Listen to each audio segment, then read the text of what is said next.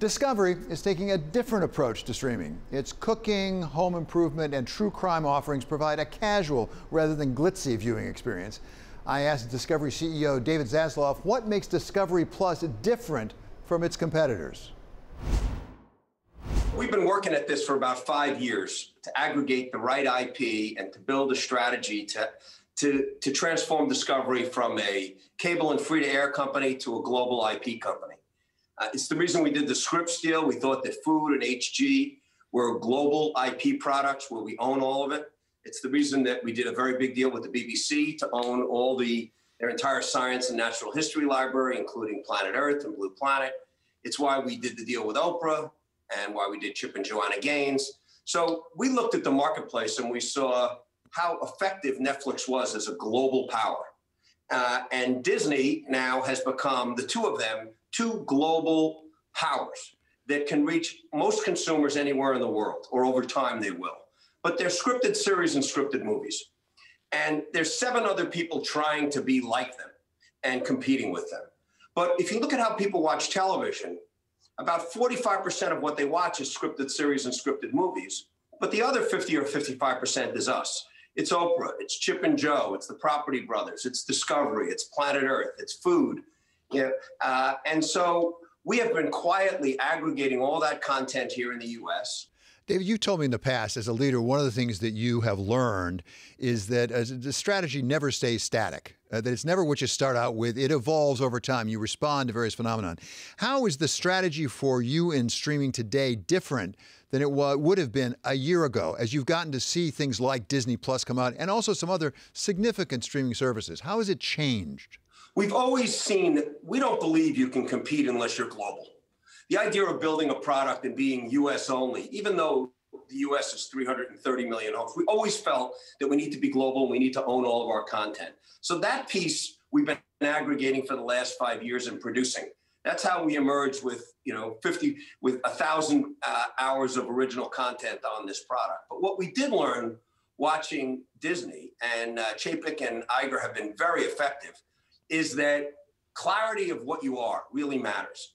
If every time you see the Disney brand, you then see Pixar, Star Wars, Disney Family, and it's very clear that from a curation perspective, when you look at Disney, they let you know exactly what it is. They're not saying watch a show. They're saying we're a great home if you love these brands. And there was a lot of talk of brands going away. Brands have never been more important, and great characters that people love, we believe, have never been so important because it's hard to curate. Everyone's asking, what should I watch? What should I do?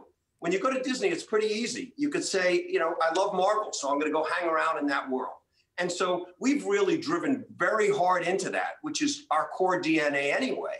But when people come to us, they see, if you love HG or food or Chip and Joanna Gaines or Discovery and Planet Earth or crime is a huge genre for us, that people are very familiar with those brands, and whether it's Martha or Oprah, the characters that we have, Mike Rowe.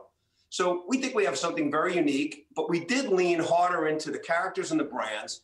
And we also saw that we need more original content.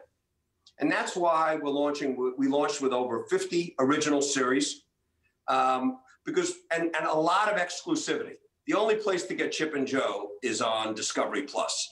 Most of the 90-day library, which is the #1 show on television and a great young demographic, is on Discovery Plus with over 150 hours of original content and new 90-day content every week. So the idea is, yes, we have a library as big or bigger than Netflix, but we need original content and we need to go forward with the great brands and characters. And the other thing that I think we're really lucky with is we come at a moment now, we're like just at the right moment to launch.